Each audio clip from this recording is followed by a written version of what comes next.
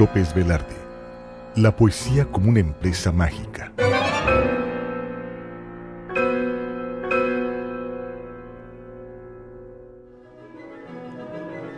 El poeta Ramón López Velarde, como muchos intelectuales, artistas, militares y políticos, llegaban y partían de la Ciudad de México, según los vientos de la fracción militar a la que pertenecían.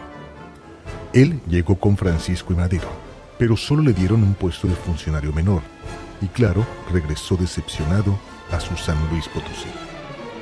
Pero más tarde, retornó a la Ciudad de México junto con su familia, expulsado de su natal Zacatecas. Eran tiempos de las cruentas y sangrientas batallas de 1914. La vecindad ubicada en Jalisco 71, hoy Álvaro Obregón, en la colonia Roma, será su morada hasta el fin de sus días.